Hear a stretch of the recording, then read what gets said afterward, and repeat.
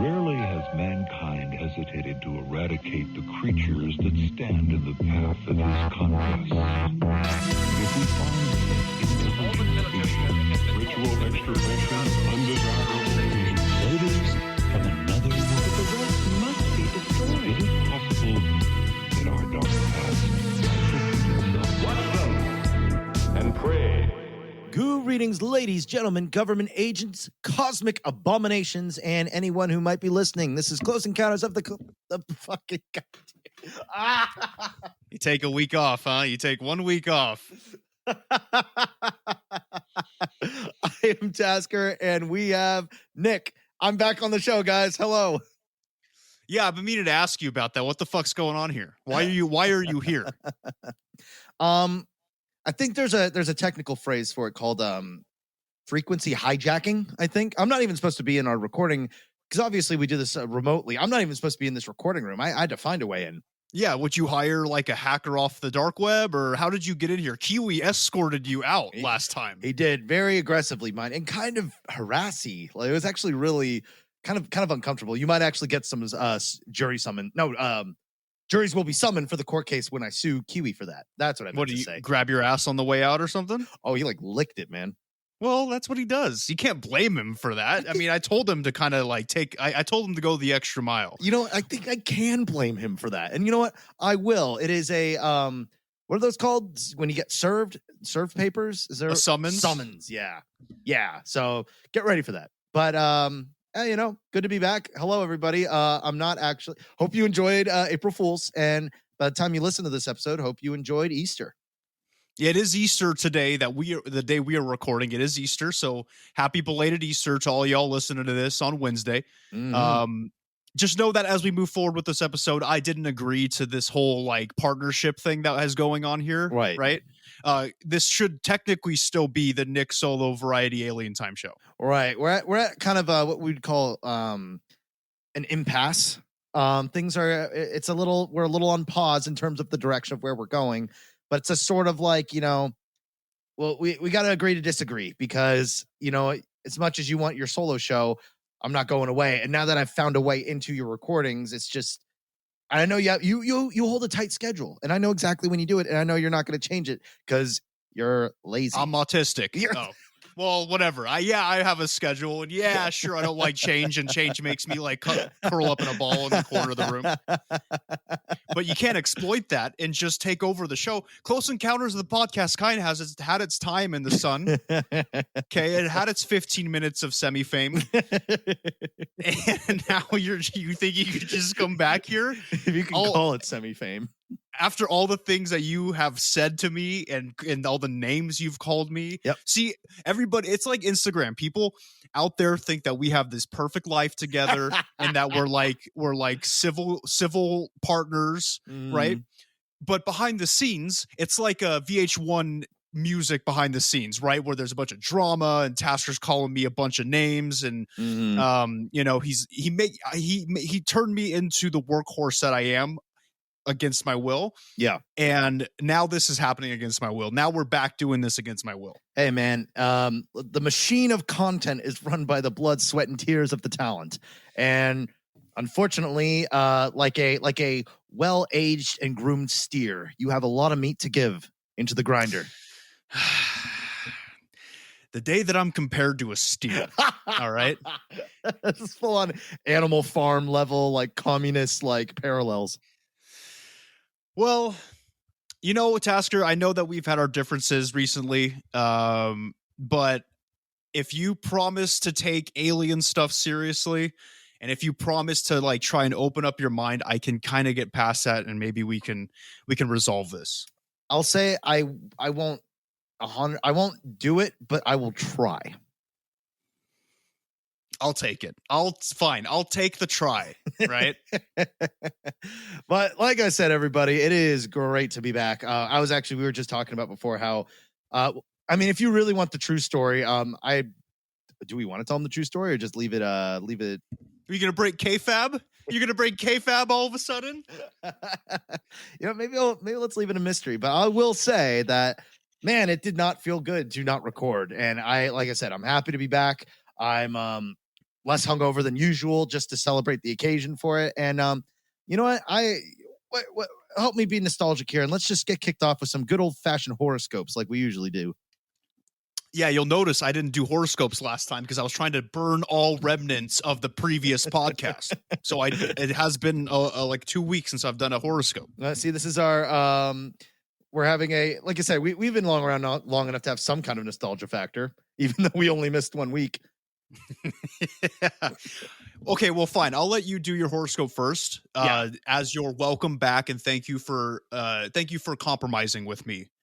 I did a thumbs up, and then I remembered that's right. I'm not on.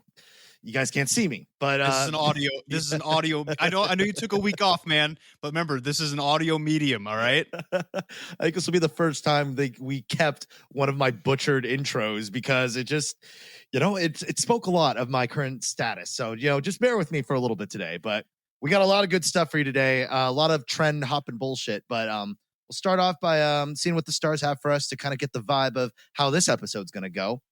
For me, Scorpio, be prepared for an emotional backlash that's likely today if you get too possessive about your romantic partner.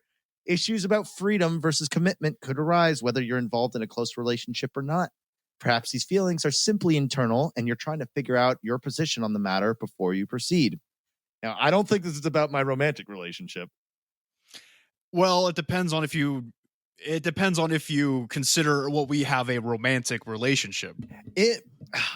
I think there are, I wouldn't say enough to call like straight up stamp label it. Like I wouldn't make it like a Facebook thing, but there is like, it's definitely has been, it's been grown in a pot and soil of romance for sure. So you're saying I'm just a fling then, right? So you wouldn't put me on as your relationship on Facebook. You wouldn't make it public, but you'll touch my wiener. So that's what you're saying. Oh yeah. Well, it's not like a fling. It's like you're more like second place. Oh, good. No, I'd rather just be a fling. I don't know what the fuck was that supposed to make me feel better. Sorry, man. You're far away. I can't. All we do is like phone sex and jerk off at each other while watching WWE. Like that's all we do now. So all those nudes I sent you meant nothing, right? Well, they certainly helped me out, but I don't know I don't know what deal you think we cut. This is contentious, man. Look, this episode is going to be. I think that we have some issues that we need to work out, man. It's the homewrecker episode. Yeah, this is it. This is the make or break, all right? Because, guys, if the next episode after this is the Nick Solo Time variety, whatever the fuck, we broke up. You know exactly what happened. Oh my God. Ridiculous, man. Ridiculous. I'm just a piece of meat to everybody, man. Everybody's like, oh. You're a piece of meat for content. You're a piece of meat for your body. How does that feel, man?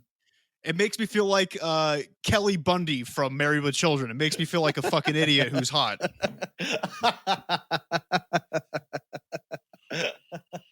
Yet some people out there would kill for that kind of position. Well, I can get into that position, but we can talk about that at a different time, maybe off the air. We'll save that for the podcast, our separate podcast that we never air online, which is, what do we just call it? Relationship problems. Relationship problems. It's one that we're working on, but nobody seems to want to send us their relationship problems. So me and Nick just, it's almost like divorce counseling. Yeah. We just use our own problems. Yeah, it's great. It's very heavy quotations on healthy, but just so we can hear about what you got in your future next. Stars today, sex is a 3 out of 5. Hustle's a 3 out of 5. Vibe is a 4 out of 5. Success is a 3 out of 5. Like I said, I'm happy to be back, and I think my stars reflect that. Good. Nice looking stars across the board, huh? Hell yeah. All right, what you got? And then we could hop into this interesting topic we have today.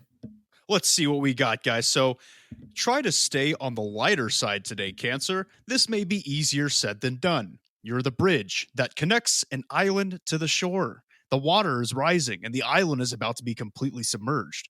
People are scrambling to reach you.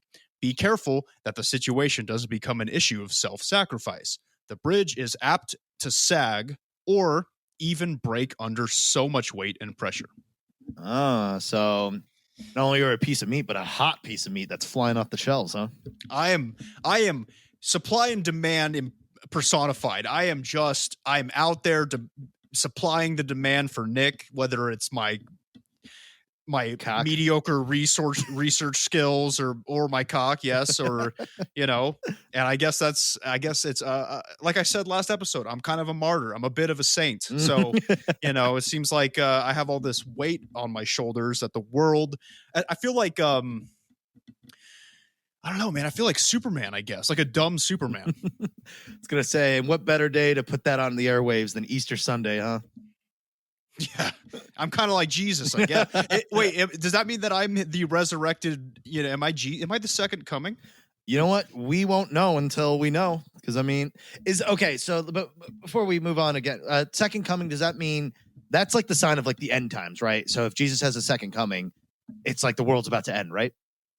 Yeah. So if there's a second coming, that's not a good thing. Yeah, that's a GG, and we get to see who's right and who is wrong. So, So like I said, I guess we'll see. I mean, just because you're the second coming doesn't necessarily mean you need to be like, popping off and like, walking on water and shit. Like, you could just be, it's like, don't shoot the messenger, Yeah. And the only reason I call it maybe I'm the second coming is I have come twice today. So yeah. I don't know if that's like, that counts. Or...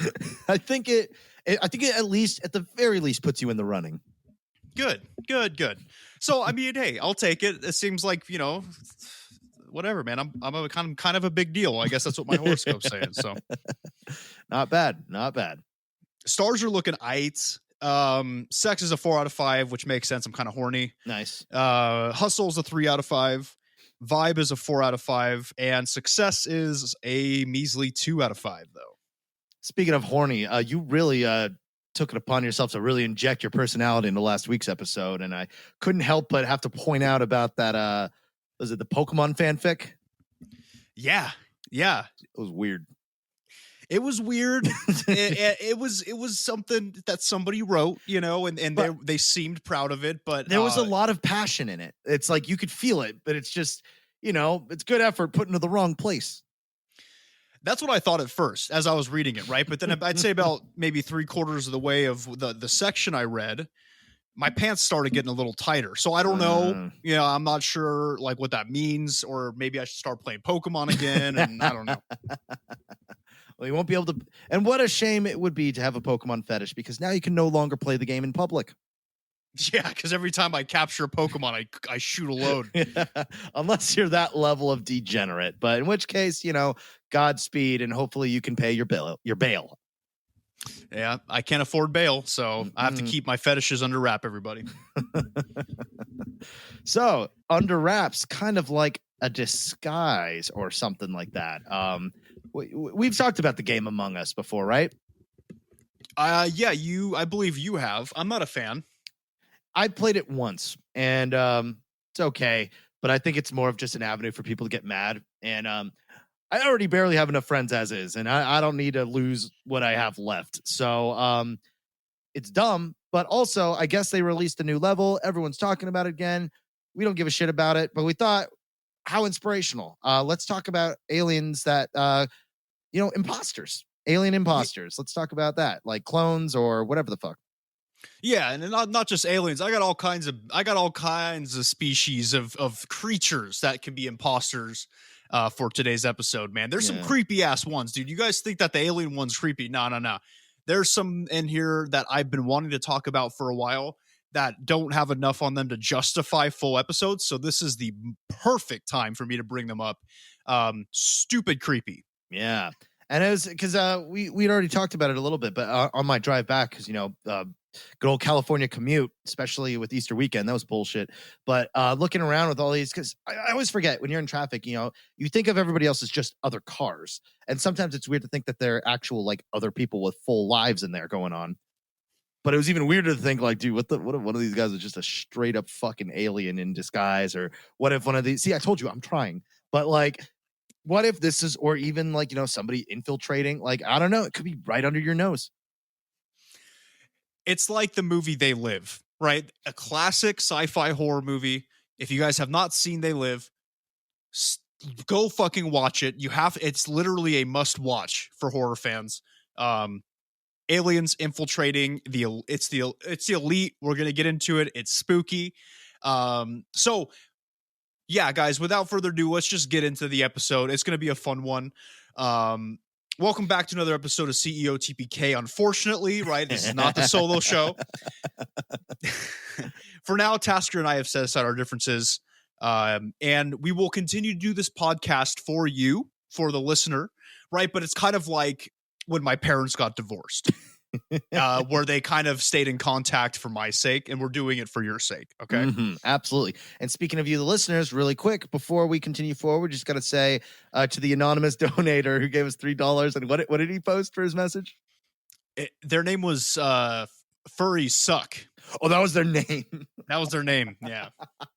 Thank you for the $3, man. That, of course, is going right to our hosting, but much appreciated. And I had a really fucking great laugh off of that. So thank you. And whoever's been binge listening to us, fucking thanks, man. We actually broke one of our monthly milestones. So that was fucking awesome. So to all you binge watchers or listeners out there, we see you and we appreciate you. Exactly. And we're seeing so many people from so many different walks of life, so many different countries and cities around the world listening to our show, and we couldn't be more grateful. I know I rag on most of your countries, but hey, if you're still listening, we appreciate you. Thanks for taking a joke. And I'm talking about you, Hong Kong. So let's move on. All right. Before this gets dangerous. All right. Anyway, so it's, like we said, today's going to be a fun episode. And honestly, at times, it's going to be pretty creepy. So we're going to be discussing all things imposter related. Okay. So we got doppelgangers, Bodysnatchers, and perhaps even aliens among us. Mungus. Fucking God, that's such a dude. The problem is we're getting older, Tasker. Yeah. Like, we hate to admit it, we're millennials, but now Gen Z's coming along with their fucking pink hair and their androgynous looks, and they're all like getting games popular. I don't know. Yeah, so obviously I work a lot from home and I'm on my computer a lot, and I like background noise when I work. And so Twitch became perfect for me because I like video games, but I don't have time to play them because I'm working. But dude, the fucking Among Us phase was one of the worst phases in Twitch's. In my short time with Twitch, it's one of my least favorite. Right now, everyone's obsessed with playing the GTA online RP thing. It's okay. It's better than Among Us because it's the same shit every round. So long story short, the point saying I have a bit of a bitter bone about Among Us, as I like to call it. I just don't like the whole sus thing. I think that's such a shitty term. Sus. That's pretty sus, man. Oh, yeah. By the way, I'm stealing all these terms from Twitch, by the way. Like, I'm acting like I'm making some of these up. No, like the Mungus thing I got from like XQC's chat. Like, it's whack. But yeah, Mungus episode. Yeah, so imposter shit. Without further delay, guys, I want you to get out, go to your crush's house. And if one of us is your crush, don't do that, please. But don't. Go to your crush's house, stand outside their bedroom window until they fall asleep, into a deep sleep. You want to make sure it's a deep sleep. Yep, REM. REM, so they can't hear anything. Enter through said window very quietly. Kill them in a personal manner, right? Up close and personal. Make it a ritual. Make it a ritual. Come on, guys. You can't just kill somebody you love with a gun. That's so impersonal. It's fucking dumb. Like, if you're going to do something that intense, and if you're going to do something like, keep in mind, the rest of your life is on the line here. So you might as well, put a little personal touch to it. Not that we condone that. I mean, I do. Choke them, use a knife, strangle, whatever. Do your thing. And then once they're dead, skin them. And then wear their skin, become them, and then live their lives. And then let's dive right into this shit. Couldn't have said it better myself. I had a weird dream, and I just and I kind of just projected that into the outline. Well, let's hope dreams don't turn into actions, and let's see where this goes. Okay. All right. And I want to reiterate, if we're your crushes, fucking please don't come to my house and skin me. I actually do it. All right. So first, let's begin. Okay, let's begin our journey into imposters by discussing something known as a doppelganger, which I'm sure a lot of you have heard of, but there are aspects of doppelgangers that we don't quite know or we aren't quite knowledgeable about in modern times, okay? So doppelganger is a German term, as you can imagine, and can be literally translated into English, meaning double walker. I mean, if you played any RPG game or something like that, you probably have heard the term doppelganger like a lot. Yeah, it's fairly common in fiction, and it's fairly common in a lot of things because it's a good literary device for which we'll get into in a little bit, but for the duality of mankind, dude. Whoa, man. Whoa, dude. Oh shit, dude, that composition English class I took fucking 8 years ago is really paying off now. And they said public school was a waste of time. Yeah. Okay, so its usual definition states that a doppelganger is a biologically unrelated double or lookalike of a living person. So they're not twins. They are unrelated, but they are complete lookalikes to you or somebody you know. So also not a lab clone. This is its own category. Yes. Yes. There are, however, multiple interpretations, like I said, and iterations of the doppelganger. So, for instance, in some fiction and mythology throughout the world, doppelgangers are often portrayed in a paranormal sense, usually seen as a ghost or similar apparition that acts as a harbinger of bad fortune. Oh. Do you like how I said fortune? I did. I think it really emphasized it just right to feel unlucky. Perfect, dude. And then me explaining it is just hitting it even further home, right? Absolutely. Like there's no way that this is killing the mood. Yeah, never at all. In fact, I think I could hear our numbers just boosting by the second. Oh man, I'm so good. Telling you, man, it's the content cow. Don't you dare put me in the grinder, man. That's gonna be we're even creating our new showbiz terms. I'm just a cow. I'm just a meat cow. Cow. Actually, I'm pretty sure they've been using that analogy for probably since like ancient times. Yeah. Speaking of ancient times, funny you bring that up, Tasker. Oh. An example of doppelganger like beings in mythology would be in ancient Egypt. Oh. There was a being known as a Ka, which was a living, tangible spirit double that had the same feelings and memories as the human that they doubled. Weird. I actually kind of remember this. Like, I had a 6th grade teacher who was a total bitch and was one of the worst like teachers. The ones that like should have retired 3 years ago. But the one thing about what was her name? Call her out right now. Call her out. What was her name? I don't know. I'm hesitating because I'm also like unsure if she's alive anymore. Don't worry. If she's alive, she's probably not listening to this podcast. She probably no. You're probably right. Yeah, you're probably right. Call her out, man. Put it into the universe, so maybe she'll get hit by a car or something. Call her out. I don't want her to get hit by a car. Okay. She was just mean to me when I was a 6th grade boy, and well, no, she was mean to everybody. She just yelled a lot. Macaulay, did you go to my elementary school? No, you went to a different one, didn't you? Yeah, I went to a different one. Yeah, she was so. Somebody out there might recognize her. And hey, Macaulay, if you're listening, fuck you, bitch! Just don't yell at kids like that's you dumb cunt. This is what happens. This is the reciprocating universe coming back to get you. Yeah, dude, you're gonna get hit by an old lady on a scooter, and then you're gonna be the old lady in the scooter. You dumb bitch. Or she's just gonna like fucking drive by shoot. No, she's gonna listen to the episode. She's gonna come in, wait till I'm in REM sleep, go in and rip off my skin and wear it. That means that she had a crush on you since you were in 6th grade. God damn it! Oh, that makes disgusting sense. Ugh, I hate this. Anyways, that's not where I wanted to go with this. She was obsessed with Egypt, and we literally for like 3 months all we did was study Egypt, which would have been great if she wasn't like such like a mean teacher. But like, yeah, so all this shit, like when you say like Ka, I was like, oh fuck, actually a light bulb went off. I don't remember anything about it, but the light bulb's on. There you go, man. See, man, she helped a little bit, but not in a personal way. She helped you with learning things, and she also helped you with hating women. So, oh, the life lessons we get in our youth, huh? Yeah. Oh my God. So, in specific, the Ka were usually associated with the living or vital essence of the human, and this means that the Ka would represent the difference between a living person and a dead person.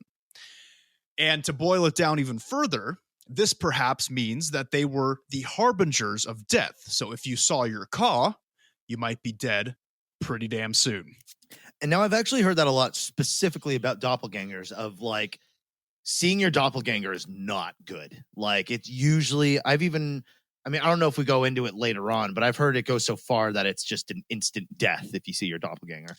Yeah, so it's especially in older legends and mythology, it's not good. Like seeing it is not a great thing because a lot of people these days will be like, "Oh my god, I saw my doppelganger online the other day." I'm like, "Wow, it's fucking cool." But no, that's not how it's supposed to be. If you see your doppelganger IRL, it's a bad sign. Yeah, that's start saying your goodbyes and get your will straightened out because you probably don't have much longer. Exactly.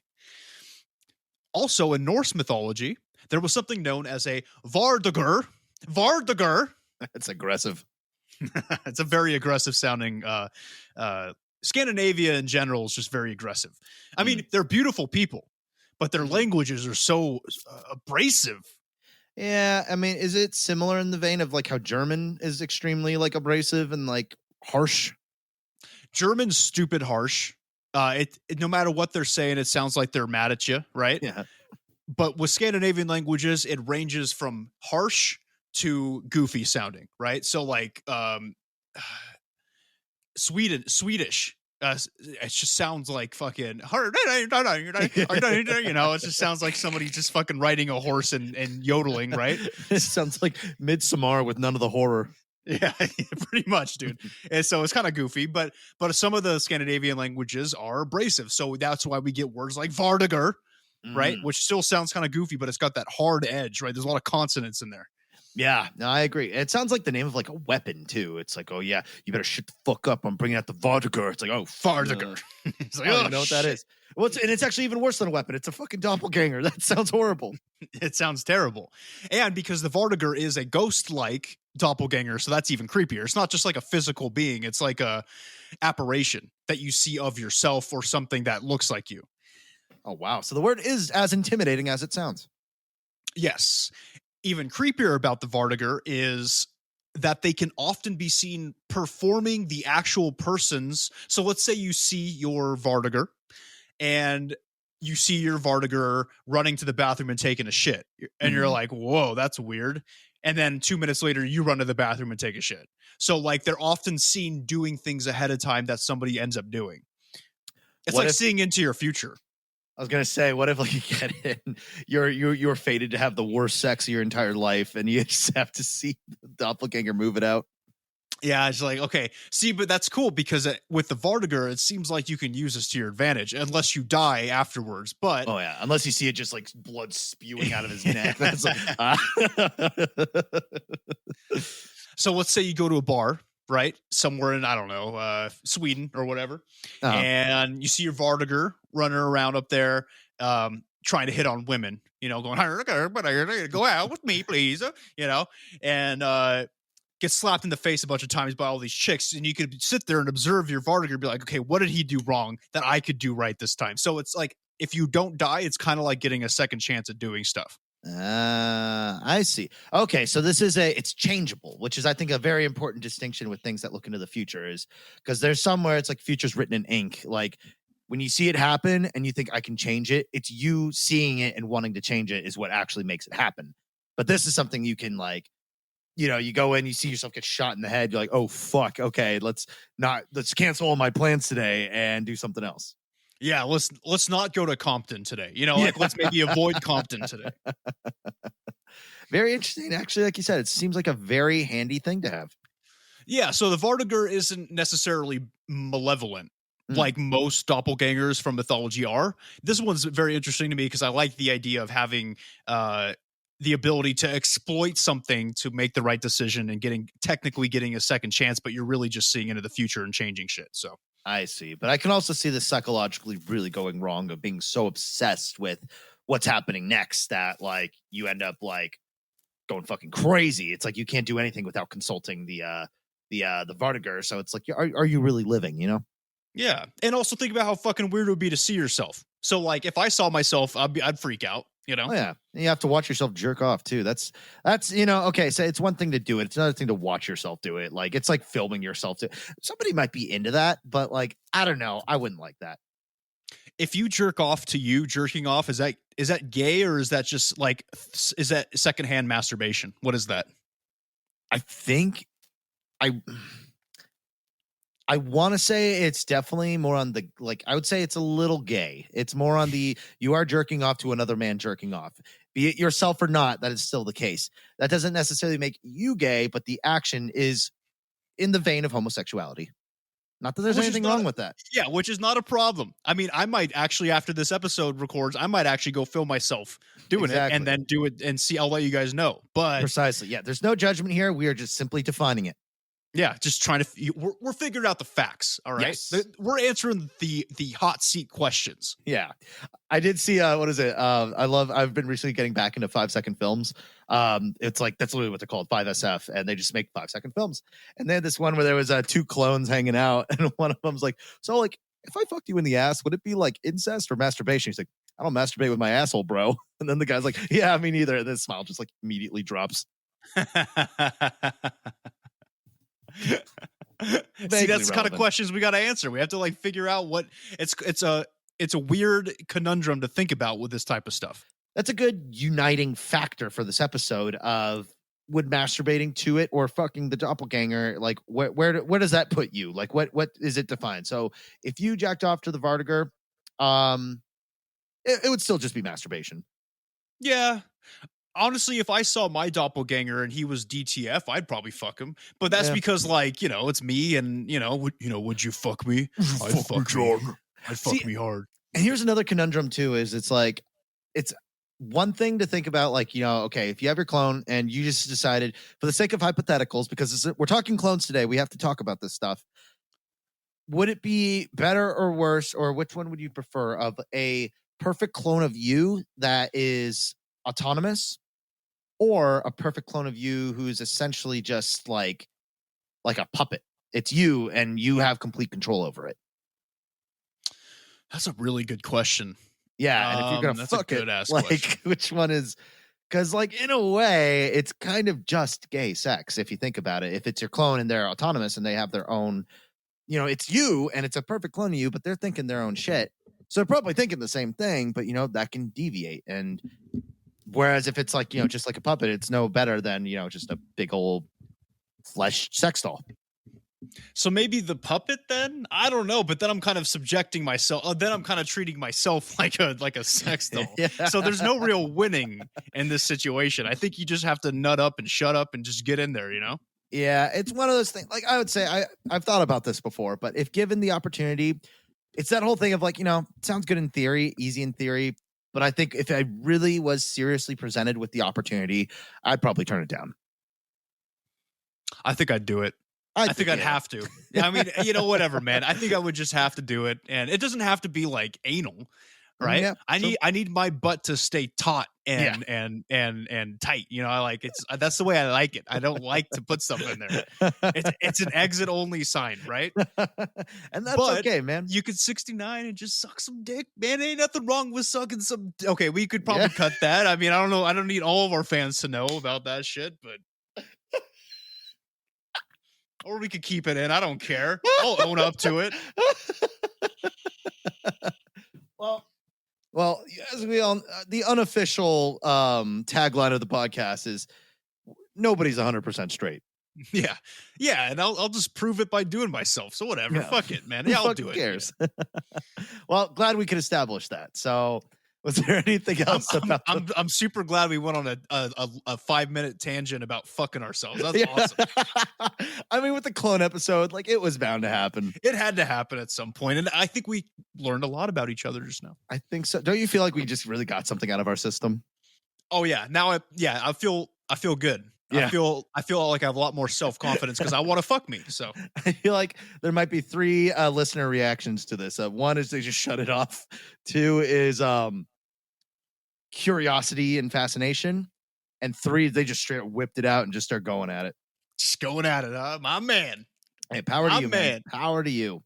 All right, so let's move on, and we do have our final little mythology here about doppelgangers. In Cornish, Breton, and Norman mythology, there was a being that was a doppelganger known as Onku. Onku? Pretty sure it's Onku. Onku, Onko, I don't know.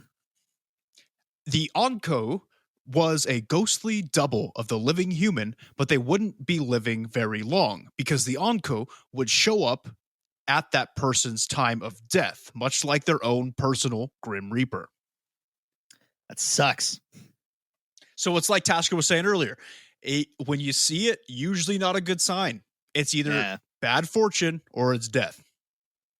That's so interesting because, like you said, a lot of people would be like, it seems like they get excited about meeting their clone, but like, Yeah, see, that's the problem is if I saw my doppelganger, be like, oh, dude, this is awesome, man. I can't wait to tell everybody I'm gonna fuck you so hard. And he's like, hold up. Your time has come. Get into the boat. We're going across the river Styx. I was like, no, I didn't even get to fuck me. I poured my heart and soul into my podcast for this, and I don't even get to do it. I was supposed to report back and tell them how it was. Oh man. I mean, I think, if you're really, really charming, you might be able to get one in before they take you across the river. That's the problem though, man, is I know how to charm me, but then myself knows when I'm being charmed. So like, I know when it's a ploy. It's like, dude, you can't win. It's like when an unstoppable force meets an immovable object. I don't know if I'd be able to charm me, bro. Well, I also think too, if it's a perfect clone of you, they would know what you're thinking. So they just be like, hey man, you want to just like cut the pretense, just really quick. Just come on. We both know. Come on, just put it in your mouth for a second. High five. Yeah. Well, Jesus. Oh boy. Such a sexually charged episode. Told you, man. It was one of those days for me, man. Nothing wrong with that. Easter? Hey, what can I say, dude? It gets me hot. One of those days for you. It gets me hot whenever I think about, bunnies and Jesus. Oh, what a good fashion to return back to the show too, huh? Oh yeah, man. I've been through a spiritual journey since you left, and certainly had some awakenings, huh? Okay, so that was it for the mythology. But as you could imagine, with such an interesting concept, there are many examples of doppelgangers in literature throughout our human history. For example, Lord Byron, English poet and politician, often used doppelgangers in his works to represent the duality of mankind because there's literally no easier, lower-hanging fruit of an allegory than that. Oh, yeah. And I mean, that's a constant thing of like, when we see people, we tend to give them, our interpretation of who they are. And because that's just how we do it, especially with globalization, we are in way more contact with way more people than we should ever be. So, that's why we have stereotypes. That's why we have ways to categorize people, because that's what we do as people. That's how we survive. We find patterns. So, it only makes sense though that, you don't see the whole picture with the person because, there's so many people going in and out of our lives that it's like, somebody who's might be really shy and quiet might have a complete opposite side. So there's always that thing of like the real you. There's always going to be just like how we have to put on the social mask whenever we go out and do shit. We can't be talking like how we do on the show because we'll get fucking kicked out and probably, charged for something. Yeah, because you can't edit real life, so I'll get thrown in the slammer real quick. Oh yeah. I mean, and I don't mean anything out of harshness. It's just because my sense of humor is questionable, and we live in a time now when having a sense of humor is not good. Even if your jokes are about even if your jokes are like this kind of caliber, like Tasker. Yeah. Why was the Scarecrow? Why did the Scarecrow get an award? Why? Because he was outstanding in his field, right? So you take a joke like that, super clean, shitty. It's a dumb joke. I can get canceled for that because there's going to be some kind of Scarecrow activist group that hops up and is like, "Hey, not all scarecrows stand in fields all the time, you racist." So it's hard. My baby was killed by a scarecrow and a crow at the same time. Yeah, so you can't say anything anymore. That's why. But you're right. There's two sides to everybody. There's multiple sides to some people. It's easier, like we say, we like categorizing, so it's easier. Like that's why yin and yang is such a very powerful symbol. It's not only is there good and there's evil, but within the good there is some evil, and within the evil there's always a little bit of good. Exactly. And so Yeah, I kind of called it a low hanging fruit to use doppelgangers for this representation, but you also, to give him credit, back in his time, it wasn't an old cliche concept by then. was So hot at the shit. time, it was like they're like, what? That's what? Whoa, man! I never thought of it like that. Honestly, that's the only thing I think I would really like about living in those like olden times. It's just like the thing that to us is so overplayed back then when it was done for the first time is just mind blowing. Yeah. And that's why Dr. Jekyll, Mr. Hyde was so deep at the time, is because it was kind of the same concept. There's two versions of this dude. One gets fucked all the time and drinks a bunch of shit and he's like crazy and he's cool, right? The other one's a fucking nerd. And that's just like, hey, this is what it is, you know? Yeah. Duality of man, huh? And around the same period, The Devil's Elixir, an 1815 novel written by E.T.A. Hoffman, also included a doppelganger. So this story was about a man who murders the brother and stepmother of the woman he's trying to bang, a princess. That's one way to do it. Hey, you got to get into the family somehow, right? And if there's not enough room, make some room. Make room. Jesus. Okay. So his doppelganger takes so I guess in the story he has a doppelganger, and said doppelganger takes the blame for his crime and is sentenced to death. But of course, it's like a story of some kind of weird vengeance, the doppelganger ends up killing the woman that he did all this for anyway.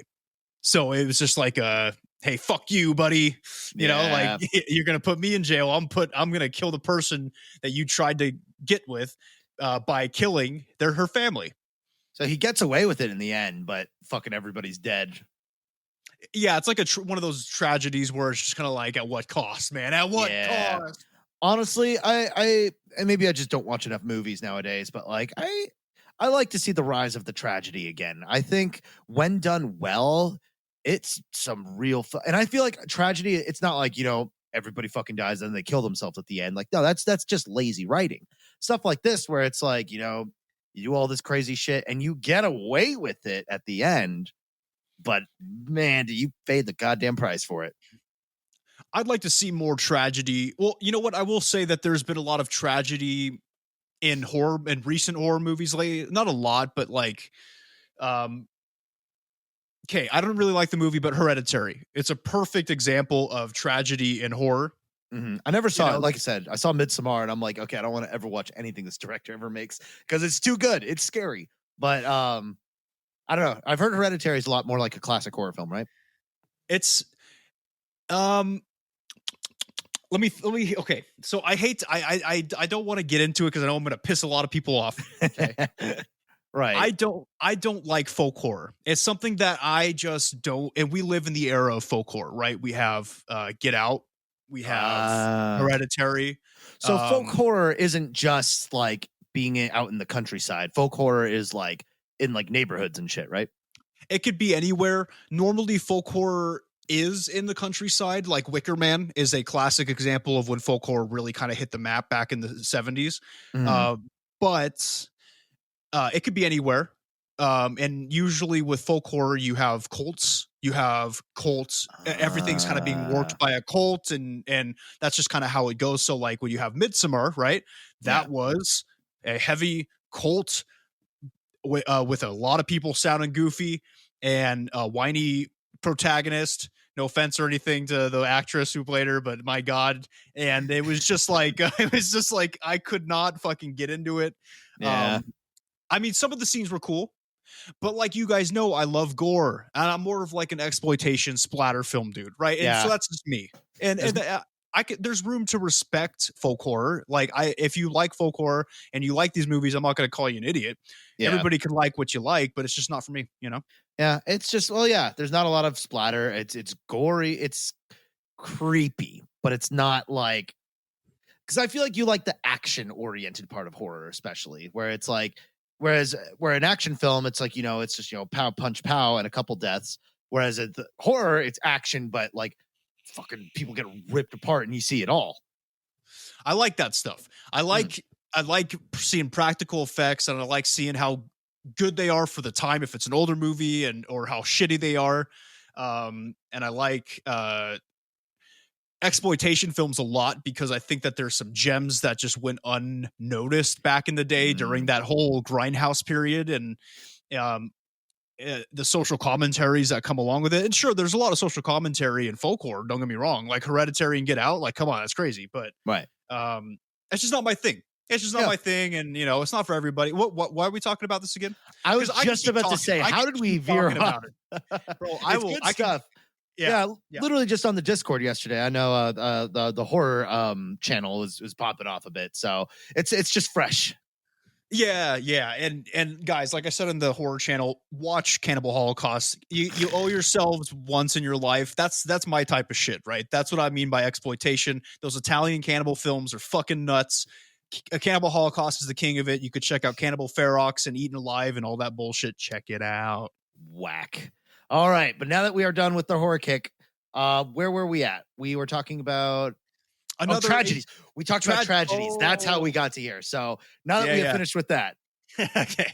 But to answer the question, yes. So I think that more tragedy in film would be awesome. But I think the horror genre is bringing more tragedy in because a lot of the times with folk horror, which is big right now, tragedy is involved. So that's good. Very good. Very good. Anyways. So another early novel from the 1846's The Double, written by Dostoevsky, right? The classic Dostoevsky. It is a story written about a man who has shortcomings in his life. And his doppelganger is represented by an opposite personality. And this doppelganger uses its knowledge about the man's shortcomings to exploit it, become successful, and then eventually take over this man's entire life. That's kind of crazy. Yeah. Then it's a smart idea too. Where he takes over and that's it. And it's almost like so interesting. So it is kind of like a multiple personality disorder where just one just takes control. Yes, kind of like that. But I think in this novel, it was more shit. I'm trying to remember. I think in this novel, it was more of an actual separate being. Like it was but it was just like his opposite personality, personified as an So is it kind of like spoilers for Fight Club? But honestly, if you don't know the spoiler by now, like come on, dude. But if you don't, hit the 10-second skip button. But so kind of like Fight Club, where it's what happened in Fight Club? I'll fucking punch you, dude. I know you watched. Are you kidding? I had a Fight Club in high school, dog. That is true. But yeah, so is it kind of like a Tyler Durden thing where it's like it shows up as a separate entity, but it more or less was just in his head the whole time? Yeah. Yep. Just like Tyler Durden, which was fucking great movie, by the way. Fucking awesome movie. Probably actually where he got the idea, the Fight Club idea probably came from this. So Chuck stole it. Fuck that guy, man. It's possible. Okay, so let's move away from literature. Originally, guys, I wasn't going to discuss doppelgangers in film because there's so much of it. There's a whole bunch of it. But I mean, I know we just talked about horror, but I did really want to touch on Jordan Peele's Us that came out in 2019. Okay. Yes, for me, again, in my opinion, not the best movie out there. Okay, when it comes to horror films. Yes, Jordan Peele is pretty overrated with his two films, Get Out and Us. That just I didn't see Us, but I did really like Get Out. Yes, no, I get it. Yeah, social commentary. Yeah, white people are the devil. I get it. I get it. Not just the social commentary. I just thought it was a well executed film, and I liked the concept, and I liked the whole like how they figured out like the Flash thing, and like that was a cool little twist. Like it was just interesting. I'm not saying it's a bad film. I'm not saying it's a bad film whatsoever. I for what it was, I is fine. Right. It's not something I'd watch over and over again, but right. It was pretty good. But I'm just saying that, my God, the hype that this man has gotten just because he made a jump from comedy to horror and did it okay, better than most people would expect, it doesn't mean he's like Jesus. Okay. Another Easter reference. But that being said, I know I'm going to piss a lot of people off, and this is not Nick in character. This is Nick saying, hey, I don't like folk horror, man. I'm not into it. But right. I did want to point out that the obvious, Us, it has doppelgangers. Spoiler alert, but it's not a huge spoiler alert because there's another twist that goes along with it. That's a very good part of the movie. I thought was cool. So for those out there who know, Tasker, do you care if I spoil it at this point? Honestly, because I heard it's more like an actual horror film, and I don't like being scared. So, you know what? Yeah, spoil away.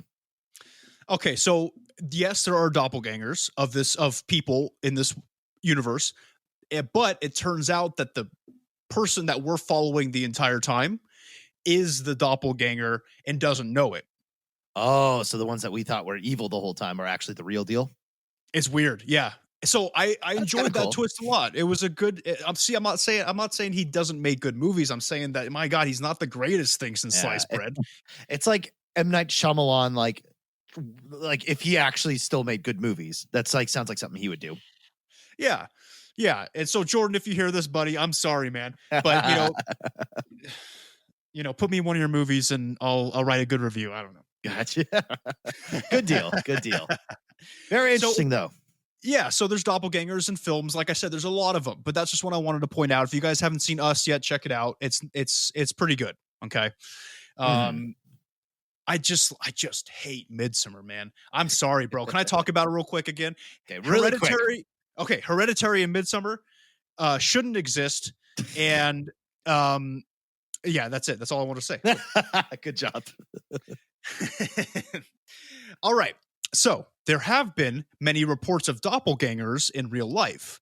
And a lot of these stories are told on the internet, as you could imagine, on websites like Reddit and 4chan. Mm-hmm.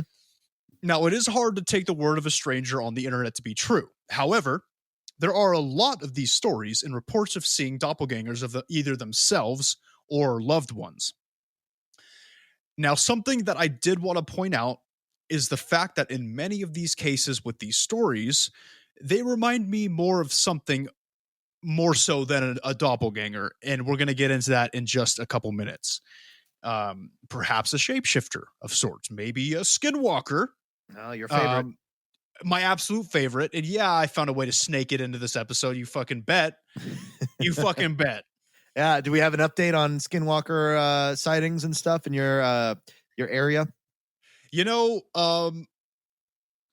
Every once in a while, and this is a true story, every once in a while, I will hear something outside in the back area behind my sliding glass door at night. Sounds like some kind of animal. It sounds like a dying deer, right? But I don't think that I didn't see a dying deer out there, because I'll look out the curtains and I'll peek and hope to Christ that there's nothing out there staring back at me.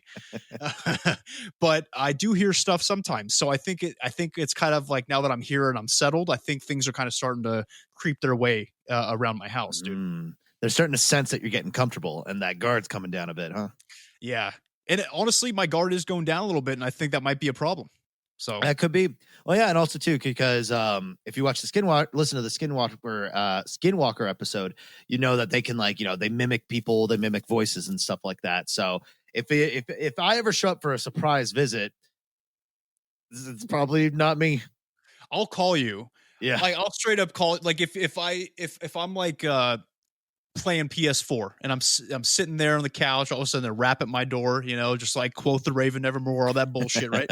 So all of a sudden I hear knocking, and it's you through the door, but it's kind of like a different you. It's like a crackly version of you, and I'm like, oh, Tasker, hey, you didn't say you were coming into town, buddy. And then if you keep talking like me, I'll be like, okay, something's up, dude. So I'm going to call you. And if I swear to fuck, if you answer the phone and you're in California and I hear you outside my door, I'm burning my house down, dog. I'm going to get the fuck out of there. Because that means you've been targeted, and that's not a good place to be. Creepy, dude. Super creepy. Dude, this shape-shifting stuff freaks me out, man. Okay, let's get in. Okay, so I want to wrap up the doppelganger section. So the way I would wrap this up is to say doppelgangers in earlier times, they were omens of unfortunate events, right? Death, bad luck, disease, etc. All that bullshit. In modern times, the word doppelganger has kind of lost its meaning, and it's casually associated with someone who just looks like you. And honestly, to be real with you guys, it's because our generation has ruined it, right? Millennials just are like, "Oh, that's my doppelganger." there's something I want to point out with that too. It's like, everybody's generation ruined something. Like, it's like we all want to believe like, well, we created this. Well, yeah, but you also ruined a lot of shit. That goes for boomers. That goes for millennials. That goes for Gen Z. We ruin just as much as we create. Yeah, I would say so. And it's fair. It's just the balance of life. That's what happens. That's how it goes.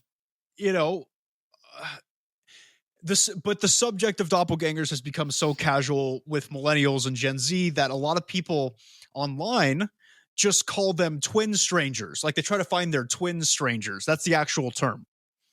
That's not. Sounds like some TikTok bullshit. That's yeah, that does sound like some TikTok bullshit. That's like bedazzling like a cool phone. I don't know.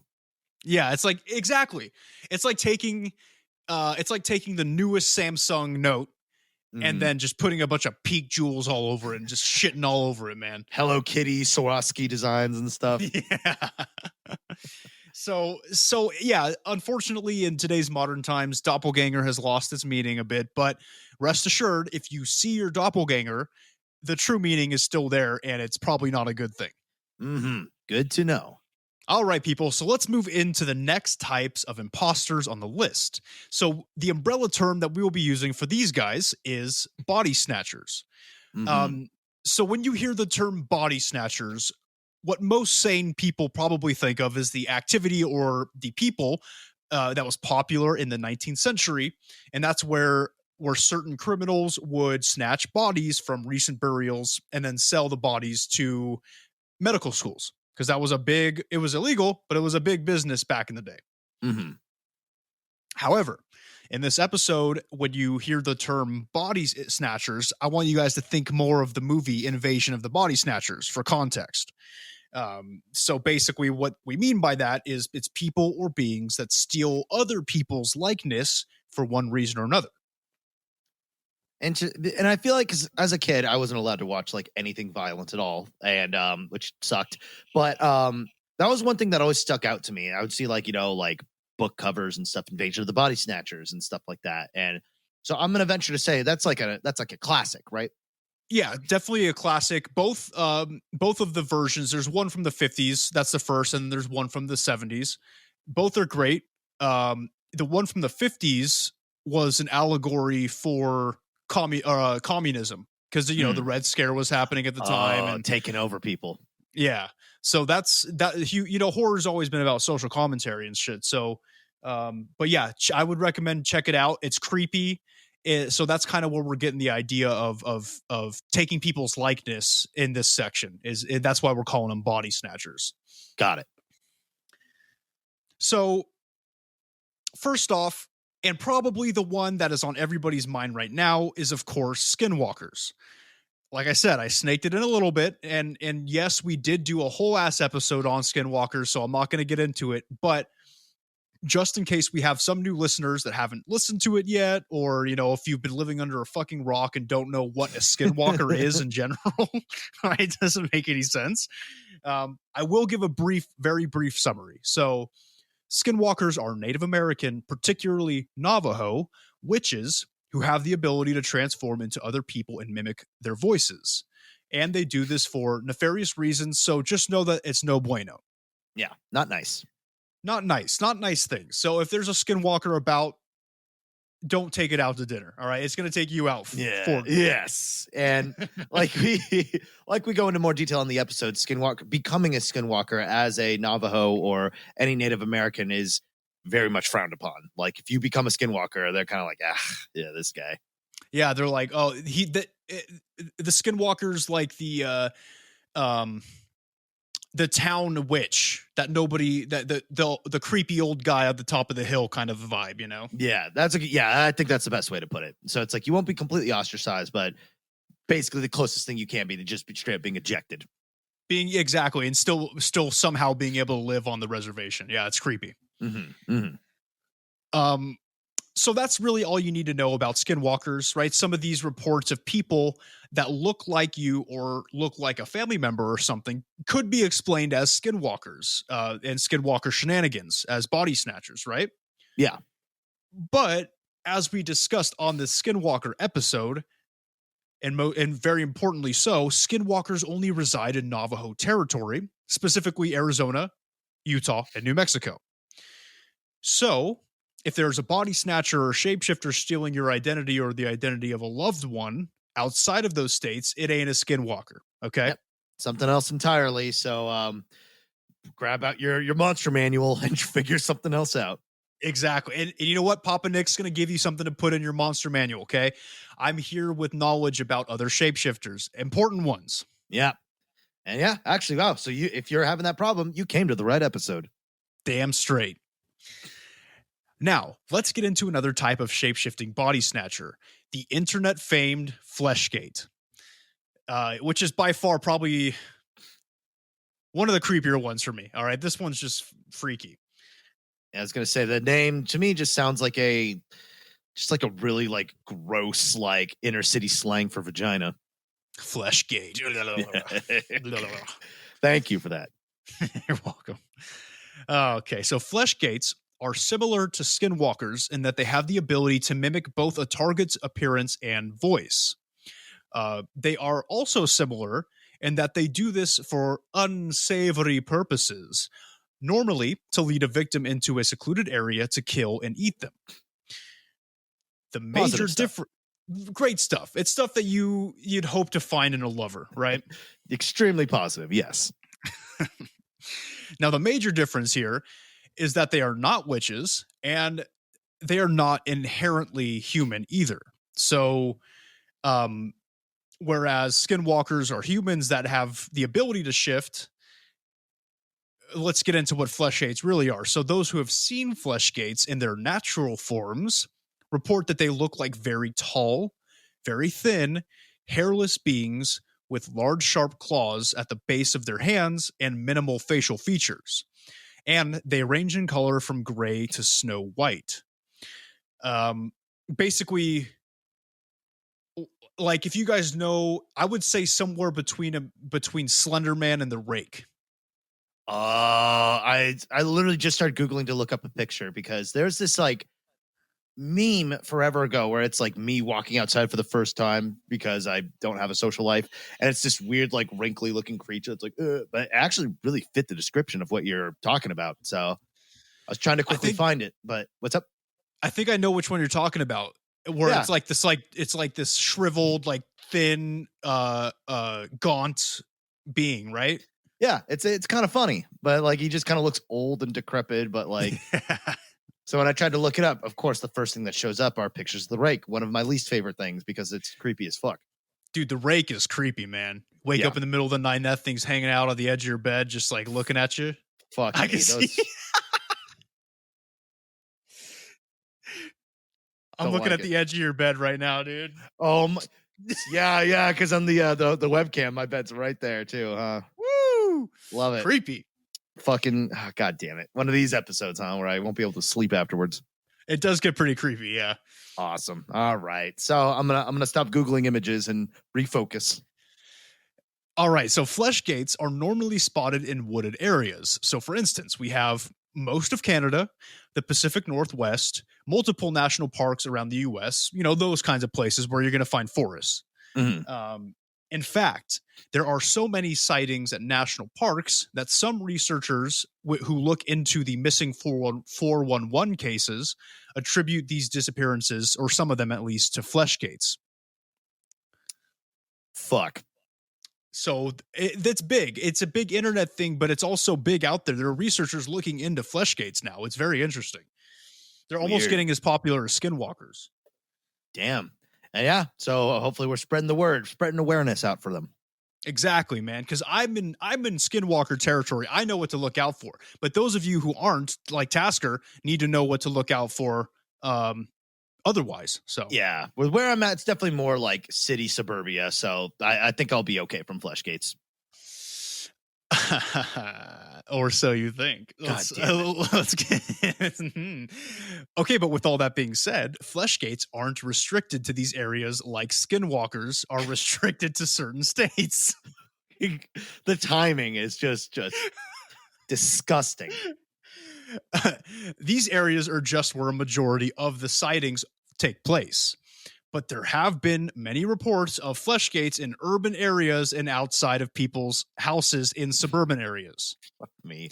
And the last time I checked, Tasker, not to freak you out, man, but you live in a suburban area and you have a nice big window right next to your bed that goes into your backyard. Yep, I'm the closest to the backyard in this place, so whoop-de fucking do.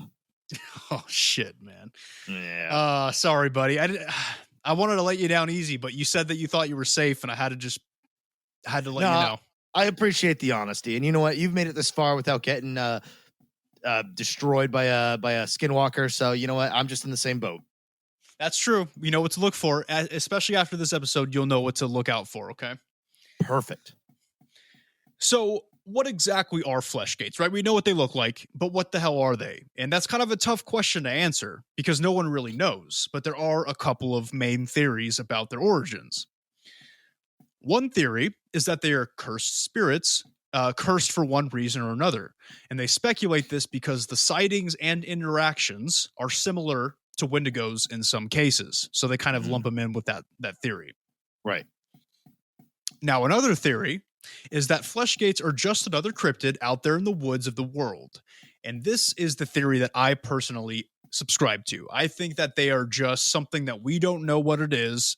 Could be something ancient that's been here before we even evolved into humans. It could be something that was put here on Earth by an alien. I don't know. But I think it's just an actual creature, not like a spirit.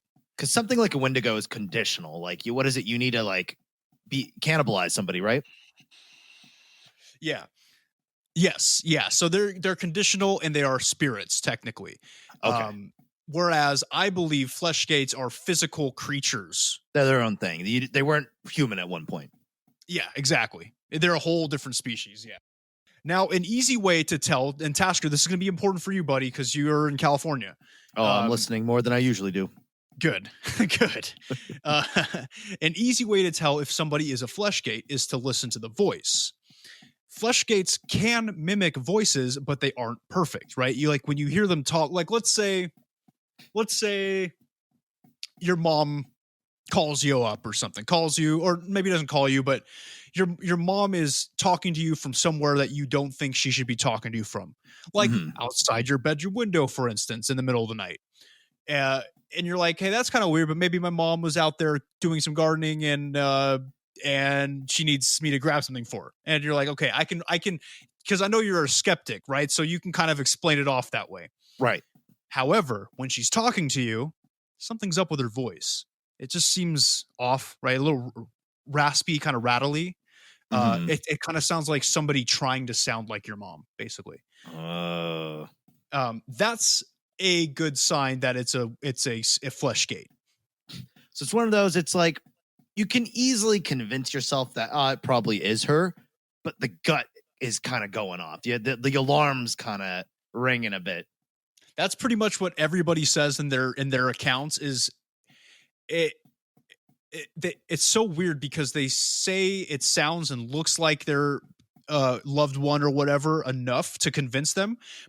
Even if it sounds off, there's something compelling them to follow the voice. Even if they're like, I don't know if this is right, but I had this like urge to go out into the woods and heed the call. So it's almost like hypnotic. Yeah. So that's something to keep in mind too. So even if you know something's up with the voice or that your mom shouldn't be out in the backyard at 3 a.m, try your best not to follow it. Got you. And if you can, try to confirm the actual source of your loved one, because so if I get up, I hear the voice, I run over and I see my mom sleeping. It's like, okay, then that out there is a fucking flesh gate that's going to like eat my face. Exactly. And don't look out the window, because I bet you 100%, if you hear that in the middle of the night and you look out the window, it's going to be staring right there back at you. It's not playing any games. You know what I mean? It's just going to be your mom standing there at the window. It's creepy, bro. It's fucking horrifying to think about. Super creepy. Yeah. And I don't know, I expect too, because it's like you're explaining it in a way that it's like, it sounds like they are mimicking, but they're like not super great at it. Like they're not perfect at it. So, they're probably like smiling and like trying to look as inviting as possible. But that like unsettling, like, I was actually thinking about this the other day, how actually some of the scariest creatures in like fiction, horror, whatever, tend to be smiling. Yeah, because there's something about smiling when you shouldn't be smiling that's unsettling. It's even scarier than like a growl or sneer. Yeah. So if you look out the window at 3 a.m. and your mom's standing there smiling and sounding all weird and chattery and stuff, I wouldn't go out personally. I would just be like, Mom, are you in your bedroom? And she'd be like, yeah. She's like, okay, well then you're not outside. Yep. So what the fuck is that? And then you call the cops, because then they always go away when you call the cops. Yeah, then they're like, come on, I'm serious, man. There was something out there looked just like my mom. Fleshgate, bro. It's got you that. Listen to me. These guys on the podcast told me it was a Fleshgate, man. And something also is Tasker. So again, let's put you in the scenario to explain this next point. Okay. Your mom's talking to you from outside your window at 3 a.m. Doesn't sound right. You kind of just laying in bed, hoping that it ends. And eventually after they're like, they're like, Tasker, come outside and help me, Tasker. They keep talking and they keep talking. Eventually they're going to get frustrated. And what they do is they'll drop the facade and just begin talking, or quote unquote talking. But what they're talking really sounds like is just like this chattering noise, like this, like a clicking, chattering noise. And eventually it'll trail off into that. Definitely don't go outside at that point, because at that point, you know what it is. So kind of like a Perry the Platypus kind of thing. I can't make the noise that like. Yeah, pretty much. It's creepy. It's like, just thinking about it, man. Yeah, and you can bet it. They sound like pissed off too, and that's even worse because they get frustrated. I mean, think about it. You're their food source, and they're trying their damnedest to lure you out with their tricks that they have. And if it's not working, they're gonna get pissed. Yeah, they're hungry. Ugh. God, it's creepy. So if you hear any of that shit, just get the fuck out. Don't go outside. Stay inside. Maybe go hang out with your mom in her room for a little bit, or your parents, whoever you have in the house with you at the time, hang out with them, because you're safer in groups, by the way, with Fleshgates. So good to know. But this next one that we're going to talk about is you're not necessarily safer in groups. In fact, it's probably worse to be in big groups. So let's get into it. This one, in my opinion, is a little bit creepier than the Fleshgate. Great. So our next body snatcher is similar to Fleshgates and Skinwalkers again, and just as creepy, but we will be talking about the Goat Man. And look, when I bring up the Goat Man, some of our cryptid aficionado fans out there might immediately jump to the Goat Man of Maryland, which is a axe-wielding half-man, half-goat being. But, alas, that is not the topic of discussion today. It's a different type of Goat Man. And the Goat Man we will be discussing today is, in fact, it is an anthropomorphic goat, but it doesn't go around hacking away at people with an axe like a beta Goat Man of Maryland, okay? It's got a little more class than that. It's got some skills. Interesting. I can't help but notice you pointing out a axe murderer as being beta.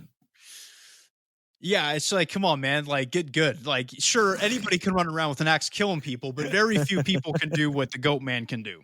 Curious. All right, I know nothing about this, so I'm interested to see what you have to say. What could be creepier than a fucking Fleshgate? Oh, you'll see, buddy. You'll see. So, the Goat Man is another shape-shifting body snatcher that is seen in the wooded areas of North America, much like the Fleshgate. There are a couple differences to note here that are important, though. The first, and probably most major difference, is that they cannot mimic the target's voice or behaviors.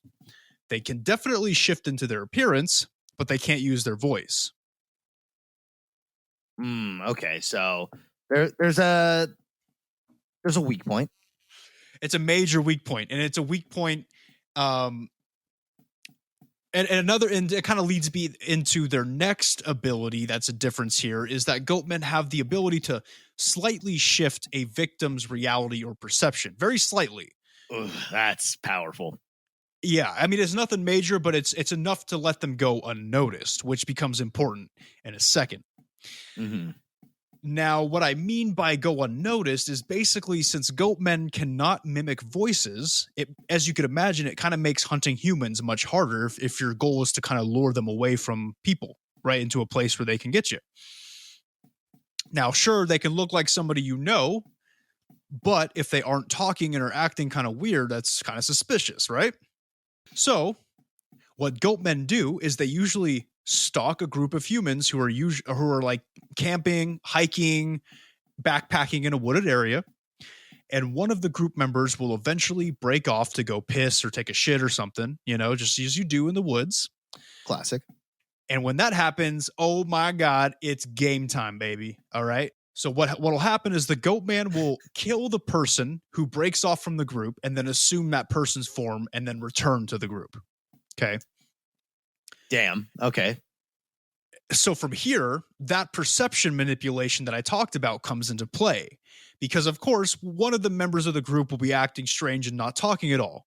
And that would be pretty suspect in a group setting, especially if it's like somebody like me or you who are, I don't want to say talk a lot, but we're not quiet in our friends group settings.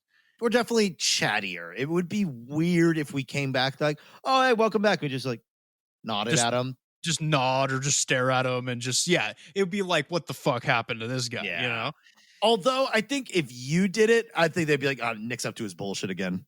Yeah, and Nick's just blending in, man. Yeah, Nick's just doing a bit. Like fucking so unfortunately, if they got you first, we'd all be fucked. That's true. I didn't think about that. Yeah. Oh, Nick's just doing his old mime bit from back in high school. Yep. Oh, he's just trying to creep us out. Sure. So in order to get away with infiltrating the group, they are able to have everybody else kind of overlook them so they can blend in and start picking people off one by one.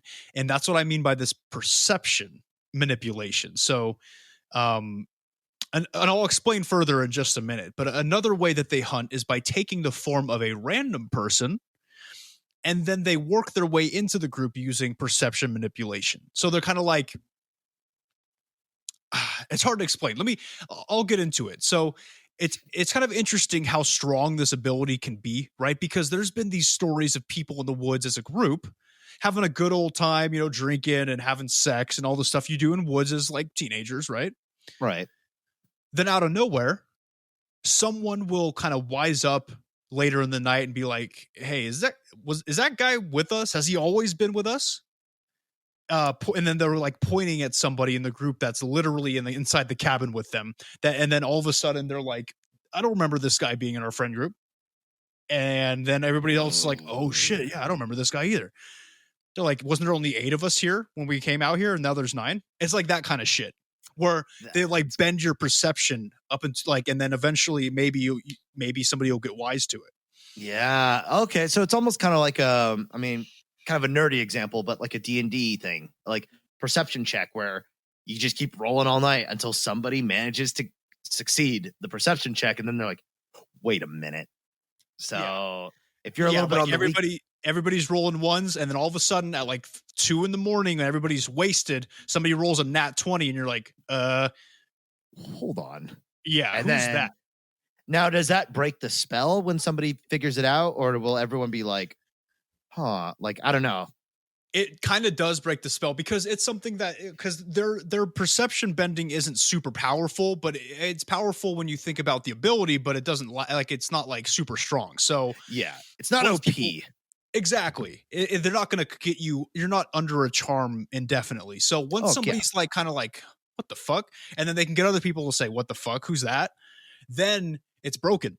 Then the panic sets in, and then people are like, who the fuck is that? Because they haven't been talking all night. Then all the stuff kind of starts coming back to them. They're not talking. Yeah. They're acting really weird.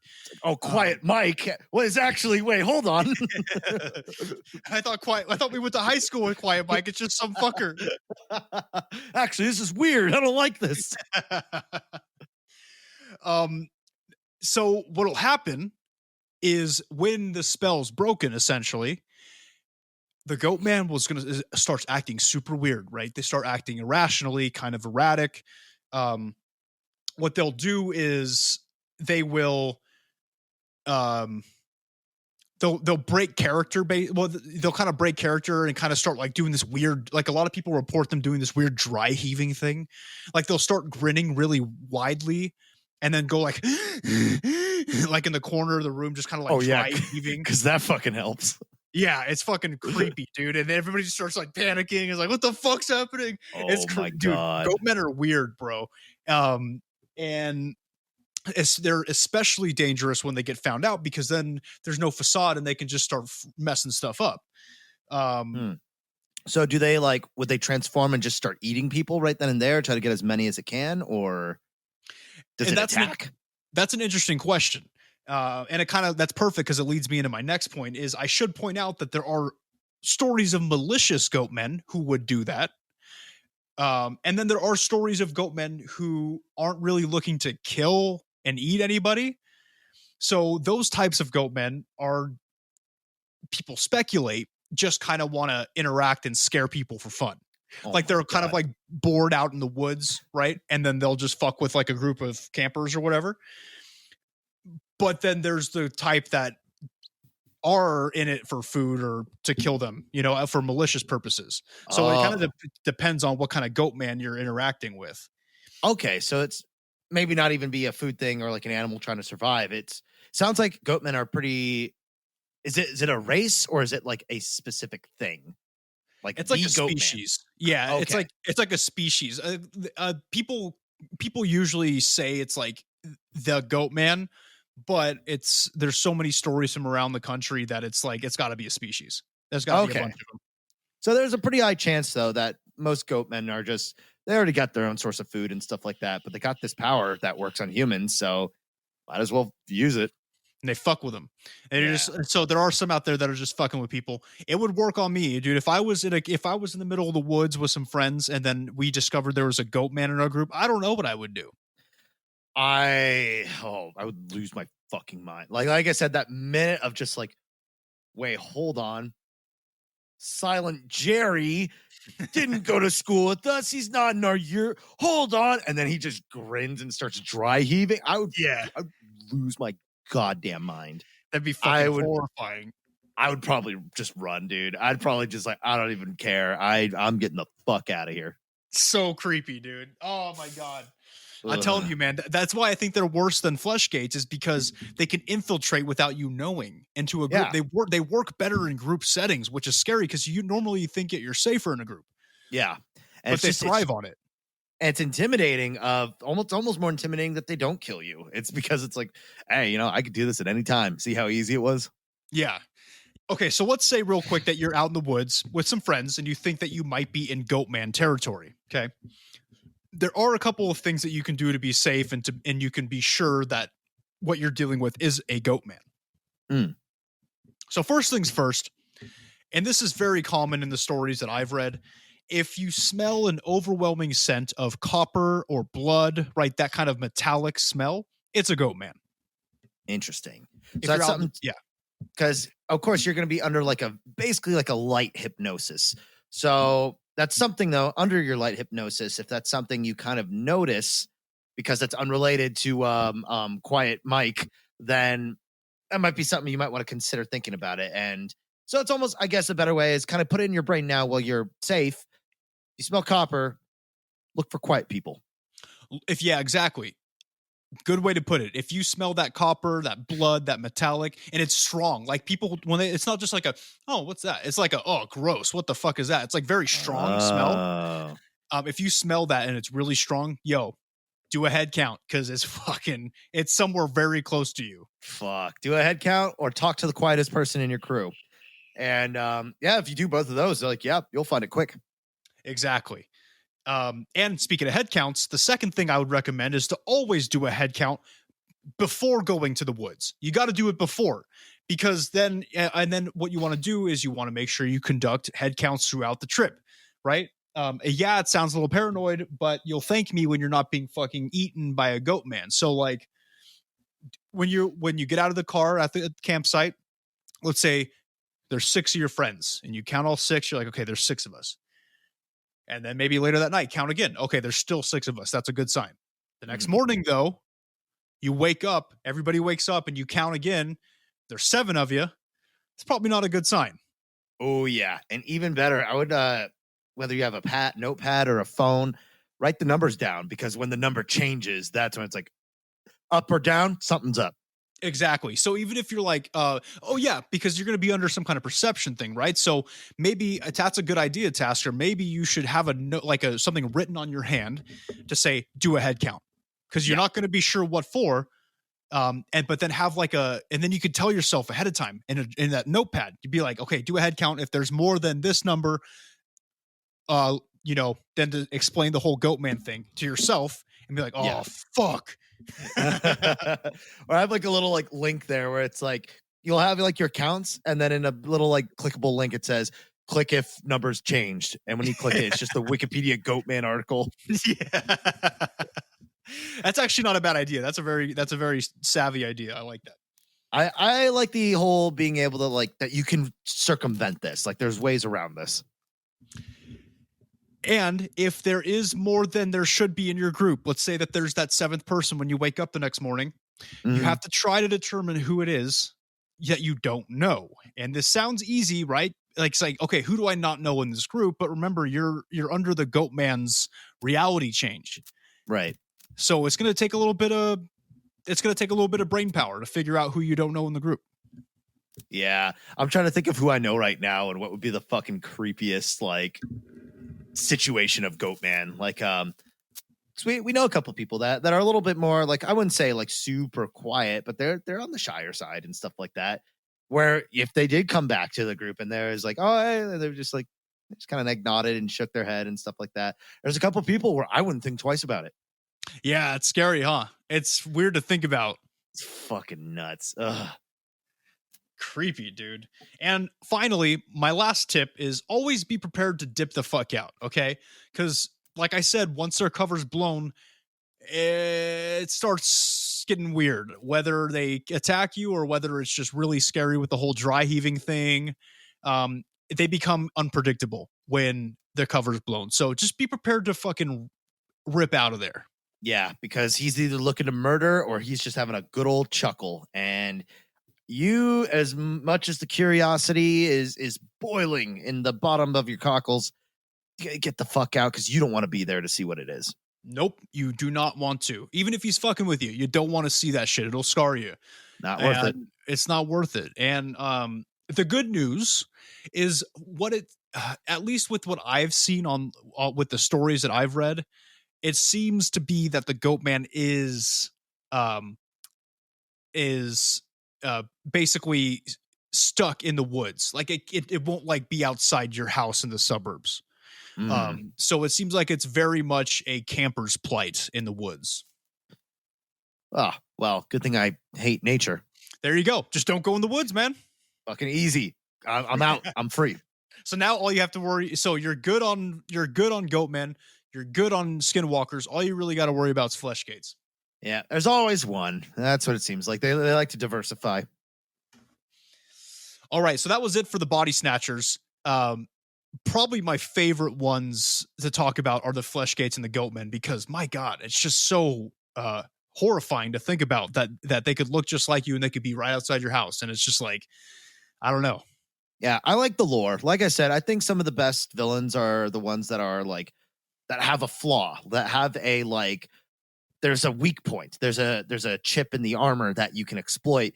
You just have to know it or figure it out. And there's a way around it, because if they're just like, big murder beasts that you just can't beat, like, I don't know. I just feel like these kinds of ones make for much more interesting movies and like, content. Yeah, because the flesh gate has a weakness. It doesn't quite sound like the person it's trying to imitate, right? And you can kind of differentiate that if you're smart enough and you're not like, if you don't have like an extra chromosome, you could probably figure that out. So that's nice. But it's also going to be doing its damnedest to try to make sure you don't figure it out. Exactly. And that's the weird thing is they'll I've heard stories of flesh gates obviously taking the form of somebody you really care about, significant other, an immediate family member, and they're going to be like out in the woods or outside your house, and they'll be like saying that they're hurt or that they need help, like that kind of thing, where it kind of builds like a sense of urgency. Right. So they will try their damnedest, man, to get you out there. It's like the classic kidnapping ploy where, these like creeps will go up to like younger like kids and be like, oh, like your mom's been hurt, like they sent me over to get you and stuff. Like that's the classic like fucking bait and switch, and guess what? Now you're gonna get held up for ransom or killed. I don't know. Works every time. I mean, it's not good. Be savvy. Talk to your kids about that kind of stuff. Honestly, yeah. Talk to him about it, because I had a code word with my parents when I was a kid, and anybody picking me up that wasn't them had to have the code word. Yeah, so. Same deal. And it's great just because you feel better. And it's like, okay. And if it's somebody you don't know, and that was one thing I had growing up too, is if you don't know them, just don't trust them. I don't care if I even did send them for real. Like, if you don't know who they are, and if you've never met them or been introduced to them, just no, just don't do it. It's a smart idea. And that's probably why it trained you and I so well to be avoidant of shapeshifters, because we know we remember DTA. DTA, man. Don't trust anyone. Fuck yeah. Has there been anything good lately in WWE? I know you said there was kind of a resurgence. Yeah, I still tune in every once in a while to recent WWE stuff. It's so hard, because when you look back on the Attitude Era, it's like, how do you compare it, with all the PG bullshit going on right now? But they are dropping cuss words every once in a while, and there is some blood. It's just not the same. So I think they're getting there. All right, they're working on it. So, and all right, people. So let's get into the final section of Imposters for this episode, and of course, we have to discuss aliens. Yep. The imposter is sus. And yes, I did want to puke. I actually think I might even cut that, because I fucking hated it so much. You better cut it. You better cut it. That was bad. But yeah, we got to do the meme, because that's just how advertising works. That's the way it goes, guys. We have to pander. Pander. You know it. So, of course, guys, there is the obvious example, and the example that everyone knew Nick was going to bring up. Okay. Tasker, take a guess. Take a wild guess as to the first imposter aliens that I'll be talking about. Briefly. The Thing? Good reference. Sick reference, but no. Oh, okay. Yeah, I don't know then. Reptilians. Oh, fuck. Okay. I'm going to be briefly. I mean, we all know about reptilians. I've talked about them multiple times. We've done episodes on them. The many mutual friends we brought over that you've gone to their face and it was like, raised cheekbones. Are you a reptilian? I've done that at parties drunk. I've seen it. And it's baffling how close people let me get to their face while I'm spewing bullshit like that. It's like that. What is it? The Joker meme. It's like, you're laughing. I just pointed out a reptilian at the party and you're laughing. Yeah. Everybody's having a good time. Oh, look at Nick doing his inspections. No, I just saw somebody with high cheekbones and sunken eyes. You think that's a problem? Should we deal with that right now? Everyone's cracking up. It's like, you're the only one who's actually serious in the room, huh? Yeah, and the person I'm inspecting is kind of sweating, which is a sign of a guilty person, by the way. That's like, yeah, that's funny. My raised cheekbones. You're like, hey, what time's this party end, huh? Yeah, I gotta go. Interesting. I'm just saying. So look, yeah, reptilians, they're the ultimate extraterrestrial and extra dimensional imposters. There's no ifs, ands, or buts about it. Okay. As we all know, they can shapeshift on a vibrational level in order to infiltrate our species and take over the world. In fact, not only can they, but they've been doing it, man. And we all fucking know this. We're in the middle of it. We're in the thick of it, boys.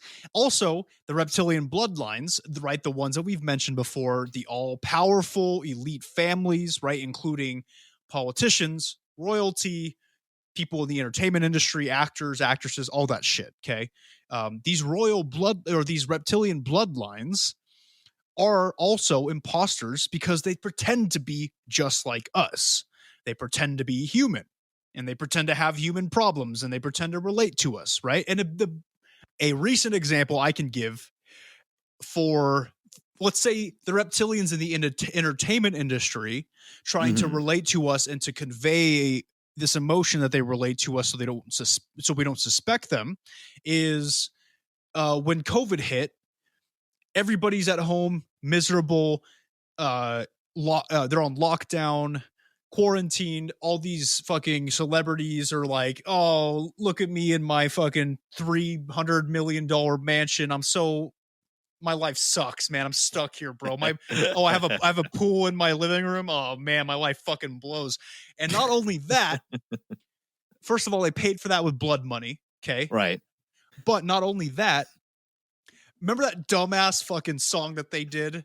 The imagine all the people and all these fucking they did like the new Live Aid or whatever the fuck that was supposed to be. We're all in this together. Like, oh dude, it was the most presumptuous, pretentious, disconnected rich people bullshit of like, all right, I'm glad you guys think this makes me feel better, but I literally don't have a home anymore. Or there was like that one where it's like that picture of like Ellen who like looks like she like wants to kill herself, but like she's just like fucking got like 40,000. Like she has a staff at where she lives, and she's just like taking. Oh man, it's fucked up. It's fucked up. And they do this stuff and they use social media, which by the way is a tool being used by the government and by the extraterrestrials in the government to control us as a mass, right? With fake news and all this bullshit. Anyways, that's beside the point though. They're using social media to basically to try and get themselves to portray as like they're one of us. They're human. They're our struggles are their struggles. Right. And it's not the case. And unlike the other things we've talked about earlier today, reptilians, they can, like, you know, they got the voice, they got the image, by all means look like everything like us, but that presents a different problem of, like you said, now their behavior has to make sense and work and line up with society. Exactly. And they try with these different things that they're doing, especially recently with this whole COVID thing, but it's like, you can't fool us. Like, we know that you're like a reptilian bloodline from ancient times. Like, there's no way that there's no way that anybody out there is watching that dumb thing where they're on their phone singing that song and not thinking that they're Anunnaki offspring. You know what I mean? Right. So it's retarded.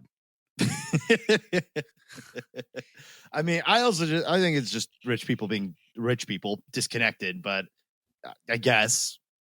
Okay, so yeah, reptilians and reptilian bloodlines, kind of an easy target for this subject because they are imposters, and the reason they're an easy target is because they're the king of imposters of trying to be human, right, to infiltrate us. So you think Among Us came out as a like a way to prepare us to question our friends, or is it just a way to distract us to think we know how to just like point shit out? I think it might be the latter. I've been questioning my friends for anybody who really cares has been questioning their friends since they've known them, right? I've been questioning you. I keep logs of things that you do that are kind of suspicious. Obviously. So, you know, and I give people cheekbone examinations at parties. It's just kind of something that I do. Yeah. Some people might find it really erotic. I think it's creepy, but I think some of them did. So, but hey, either way, no restraining orders yet. So you're on a good streak. It pays to be good looking, you know. Now that's a California mentality if I ever heard it. Damn straight, man. Remember, have such high self-confidence that it becomes cockiness, and then and it equals a fragile ego. Gotta get in the moving picture somehow. Yeah, hell yeah, starting in porn. There we go. So, like I said, like with myself, clone porn. There you go. See, there's a career path in anything. There's a niche. If somebody wants to see me fuck me, and they'll pay for it. Fuck, I'm in. After hearing the Pokemon thing, anything will sell at this point. So, like I said, not only are the direct reptilians the ones that we have to worry about, but it's the bloodlines. It's the ones that are physically human, I guess, but they have reptilian blood flowing through their veins on a deeper level. They're all doing the same shit that the reptilians are doing. They're just their puppets, right? Got it. So half and half ish. They're half and half, right? The hybrids. And this leads me perfectly into another type of alien imposter. And frankly, it's one that we don't talk about enough. And of course, I'm referring to alien human hybrids. So, you know what I mean? Like it's kind of like what you were talking about today when you're on the freeway talking about the car next to you could be some fucking asshole who is a reptilian or like a hybrid. Yeah. Or somebody who's actually, who's born and created in a gray spaceship above us and was dropped off years ago. Exactly. So sure, reptilian bloodlines are technically considered a hybrid, but they're not something that we have to worry about on a day-to-day basis. What I mean by this is we have to worry about the bloodlines in the long run, as far as what they're doing to us and society, what the end game is, but we don't have to worry about them on our day-to-day lives, right? Right. But the alien human hybrids that I'm worried about are the ones that we do have to see every day. So, for instance, Tasker, you going to the grocery store? Well, good luck, man, because there could be like an alien hybrid in there posed as some old woman scoping out a fresh abduction victim to milk. Okay. And you would never fucking know. Yeah. Well, there was that other saying that, what is it? Every time we go outside and there's a lot of people around, there's a pretty decent chance that at least one or two of them were actually ghosts. Oh, yeah. Like anywhere so you go. Exactly. So take the same mentality and the same statistics, and then just picture the fact that a couple of them are probably alien hybrids. Yep. Not of this world, but for all we know, they've been living here for years. They're acclimated. There's no way to know. Exactly. Are you getting your car washed? Well, tough luck, man, because the Mexican guy, right, drying it off at the end with those little rags, and he's pretending to be all, your uncle or whatever, right? Always make sure to tip those guys, by the way. Don't tip them, because it's probably a hybrid scoping out humans that look perfect to play rough doctor with. Okay. Probably, yeah. So they could, what I'm trying to say here, my point is that these alien hybrids could be anywhere. My point is that there are other species out there besides reptilians that create human hybrids on the regular, and they walk among us without us knowing, right under our noses. Mm-hmm. That was a nice full circle moment right there. Thank you. Yes. Mm-hmm. So look at that. There's some kind of structure here, I suppose. Yep. And we were not paid to be sponsored by Among Us. That would be pretty cool, though. That would be a neat way to wrap this up, but no. It would be. But after we called our game like dumb. Yeah. And we did that like a while ago, too. So I don't think that would ever happen. Nah, they hate us. That's okay, though. We hate them. Yep. Cool. Mutual. But sometimes the hybrids are of a benevolent species, and they are here to guide us in a positive direction. But, guys, there's two sides to every coin, and I'm not trying to make you paranoid, but this means that there are also hybrids created by extraterrestrials with the sole purpose of blending in here on Earth, acting as scouts for either like abductions or society in general and how best to manipulate us. There are things that we need to worry about, basically aliens posing as humans or alien hybrids that look like humans that just aren't. Well, yeah, the second most dangerous thing outside of just straight up weapons and big guns, intel. Tasker, that's a goddamn good point, man. Why do you think scouts were so important in the military? Because you need intel. Yeah, make or break a battle. I mean, you could be unprepared, but if you know all their positions, you could turn the tides easy. Exactly, man. So you're making some good. Hey, you know what? You're trying, dude. And you said I told you I'd try. That's part of the deal. I forgive you. All right. So I guess that means I might actually be on the episode next week. Yeah. What the hell? Yeah. What the hell? Come back next week. All right. Cool. See, you guys got to see it right here. I am back on the show. This happened midair. Perfect. A glorious moment for the world to see or hear. But guys, to wrap it up, yes, reptilians are scary, and I've talked about them many times being scary. And so are their kind of like fancy bloodlines. But the hybrids that really scare me and the ones that we need to worry about are the ones that we walk by every day without knowing. And they're just standing there plotting, right? They're looking at you like a piece of meat in a ball sack. All they see you as is food and semen. Okay. And it's kind of hard to get into specifics, like you said, about all these stuff, because literally any alien species with shape-shifting capabilities is is and probably currently doing it right now. So is there really a way to defend yourself? Not really. Not really. Unfortunately, you can't do anything about it because it's too late. If they're already walking among us and nobody really gives a shit except for like the few who listen to this podcast and think that it's true, which it is, and myself and maybe Tasker, everybody else in the general public is going to be like, you sound like a fucking crazy person. And the less people we have on board, there's the less chance we have to do anything about it. So true.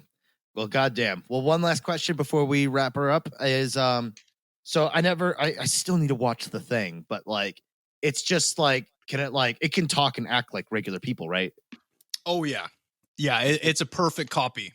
Oh, that's fucking scary too. Cause you got to watch it, man. It's a fucking beaut. I hear the originals like just still holds up crazy well. Like, I mean, fuck, I love the Evil Dead. And that had like that creepy claymation shit. And like, The Thing, it does something similar, right? The Thing is all practical effects, man. It looks so good. Like, so there's the original, that was from the 50s or 60s. I don't have the exact decade in my head right now, but then the one that's most popular and the one that's most well known is the one from the 80s. Okay. Hold on. We can, John Carpenter one. Thank you. I don't know why I forgot that. Okay.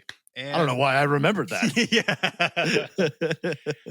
But yeah, that one with the John Carpenter version is the one that everybody needs to see. Skip the 2011 one. Everybody needs to see the John Carpenter version. The practical effects are crazy and the concept is crazy because it is an alien who can perfectly copy a person's voice, their appearance, their mannerisms for the most part. It's creepy as fuck, man. Might as well be the same person, except for the fact that it'll kill you the minute it can. Yep. The minute you're alone with it, it'll infiltrate you, and then it just spreads that way. It takes over worlds. Yeah. And you know, it's one of those things we could get more into it, but honestly, it's just, I think you're better off just watching the movie than hearing us talk about it. So yeah. And me included, I will definitely have to get on that. Maybe I'll watch that next weekend, but we'll see. And I will bring it up on the show. But till then, thank you all for making it here. And great, like I said, great to be back. But can you really trust that it's actually me on the mic? Kind of suspicious, huh? It could, I kind of let my guard down. So what if it's not you? I don't know. I feel like it'd be pretty hard to replicate doing a whole episode if I was like something like a what is that thing called? Meat hanger? A flesh gate? Thing? Flesh gate. Yeah. Meat hanger. That's my wrestling name, dude. Intimidating. But we do also got to point out too, it's because I mean, we obviously know that Count Chocula, he's got the dimension hopping thing. How close is he? Can he shapeshift? Is he more on like the reptilian side on that? Or is that sort of a kind of a no-go zone for him? Because he is, made of chocolate after all. I think it's hard for him to shapeshift, but I think he can do it. I don't think he would have survived as villainous of a life as he's lived without being able to blend in somehow. Right. And so, speaking of Count Chocula, hey man, so now that you're back on the podcast, can I get that second half of research back from you, or do I have to redo everything? Oh yeah, that's right. Because you took half of it when you left. I did, because I had to have some sort of collateral or some, whatever the term is. But it's buried in my backyard right now because I knew the day would come. I just didn't think it would happen this quick. So it's gonna be a little bit. I gotta dig it out, chip away at the cement. So it's gonna be a little bit of a while. So the information's it's going to be a slow crawl. And also we kind of have this newer system of exchanging info to the listener. If you don't know about it, is it's almost like we send random fragments at a time and then we just piece it together as we go. So that way, even if part of it gets hijacked and stuff, like, they can't get the whole picture. It's only like a piece of it. And yeah, is it a pain in the ass? Sure. But it works. It's like onion routing. It's the exact same thing as onion routing, where little pieces are sent to different places and they all end up in the same place. But if it gets intercepted at any point, nobody knows what you're looking at on the dark web. So it's the exact same process we're using. We're just doing it with physical research. Yep. And it's going to be a while, but we'll definitely get that all back together. And just like our podcast returning to its previous harmonious state of togetherness. So it will be great. But we are also just very happy and glad to have you, listener, along for the ride. Like we said last month, we broke a listen record. Like, that's nuts. We're the numbers are going up, and we only have you to thank for it. So yeah, hell yeah. You guys rock. We do this for you guys, and we love talking to you guys on the internets. It's really cool when you guys reach out. Something really quick before we do our plugs, wanted to ask you guys a poll that you could let us know, email, Discord, whatever, Instagram.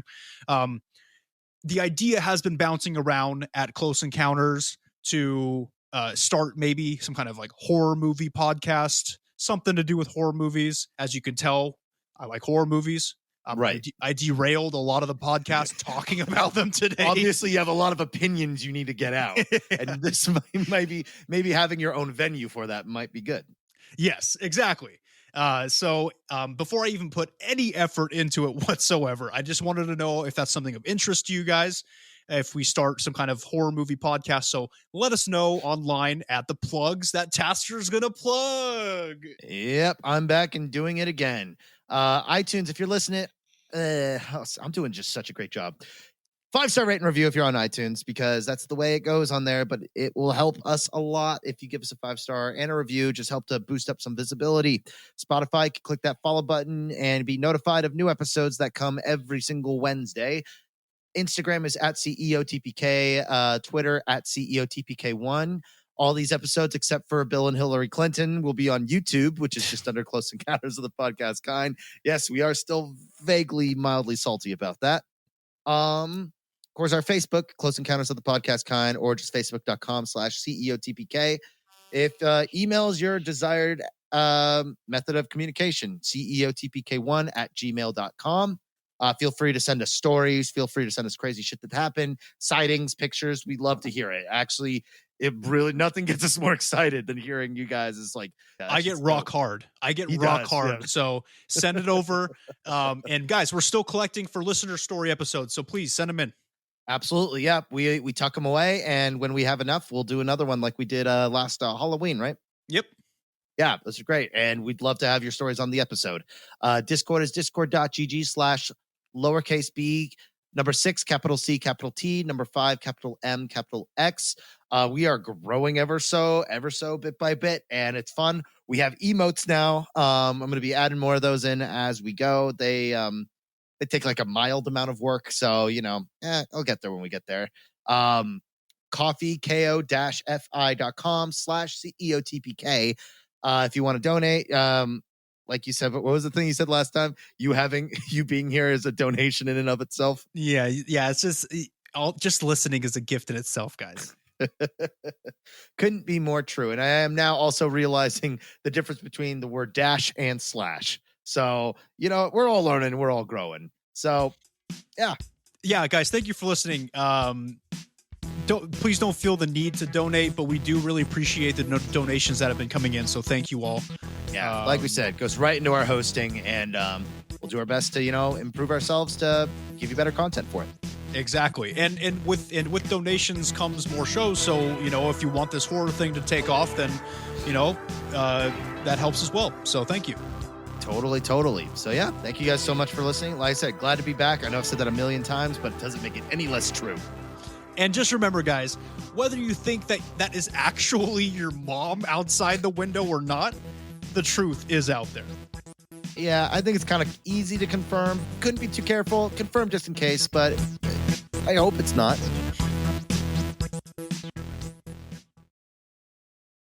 Okay, before we get into the second section, I got to piss again. Sorry, I downed like a Red Bull and coffee before this, so. Yeah, go do your thing. 2 seconds.